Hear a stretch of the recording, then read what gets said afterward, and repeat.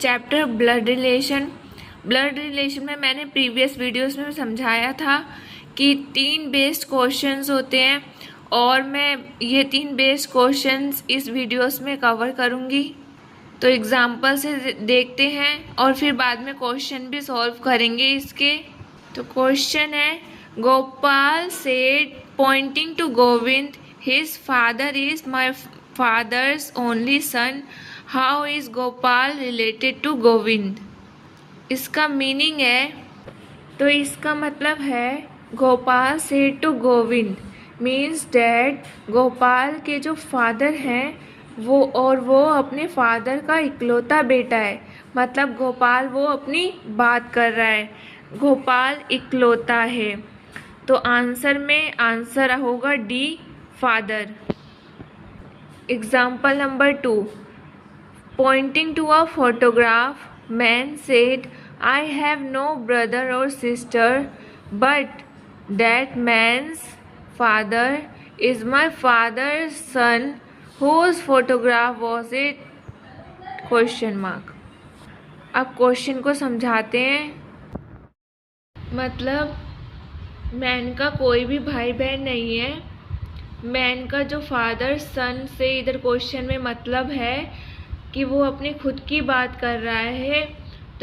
तो जो फोटोग्राफ में है वो उनका बेटा है और मैन जो है वो फादर है। तो आंसर इसका क्या हुआ? बी हुआ, हिज सन, क्योंकि फोटोग्राफ में वो अपने बेटे की बात कर रहा था। कौन बात कर रहा था? मैन बात कर रहा था अपने बेटे की, फोटोग्राफ में पॉइंट आउट करके। नेक्स्ट जो है second relation puzzle based question आएंगे। अब एग्जाम्पल देखते हैं। एग्जाम्पल 3 आ गया। अब C is the mother of A and B, if D is the husband of B, how C is related to D। देखो अब क्वेश्चन कैसे सॉल्व किया जाता है।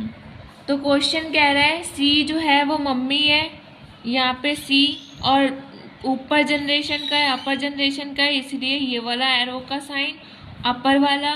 फिर A की मम्मी है इसलिए ये, और B की भी मम्मी है, अपर जनरेशन है।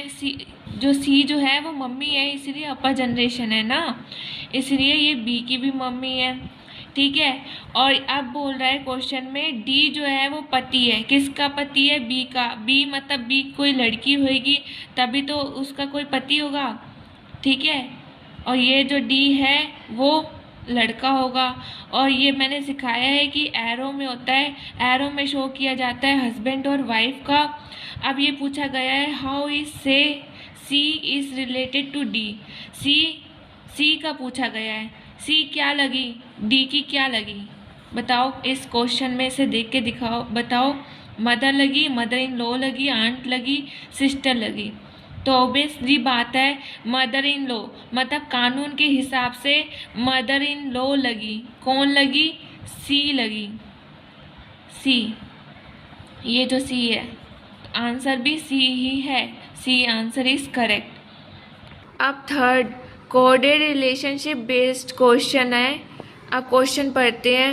If P into Q minus S, which of the following is true? A, S is the wife of Q, B, S is the father of P, C, P is the daughter of Q, D, Q is the father of P। तो ऊपर हमें directions दिए गए हैं, उस according ही हमें solve out करना है। डायरेक्शंस के अकॉर्डिंग ही हमें क्वेश्चन नंबर एग्जाम्पल हमें 4 सॉल्व करना है। अब देखो कैसे होता है। अब हम लोग ए के अकॉर्डिंग देखेंगे। ए में बोला गया है एस जो है वो हम लोग डायरेक्शंस के अकॉर्डिंग फॉलो करेंगे। एग्जाम्पल को समझेंगे। एग्जाम्पल में दे रखा है P into Q minus S. ठीक है, ये दे रखा है क्वेश्चन में, हमने ये चीज़ क्वेश्चन नोट कर ली। ठीक है। तो फर्स्ट जो है हमें बोला है P into Q. P into Q मतलब A इंटू बी को हम ये डायरेक्शंस देखेंगे। ए जो है वो सन है, मतलब इधर P जो होगा वो सन होगा, मेल होगा, इसलिए हमने यहाँ पे प्लस लगाया है P पे।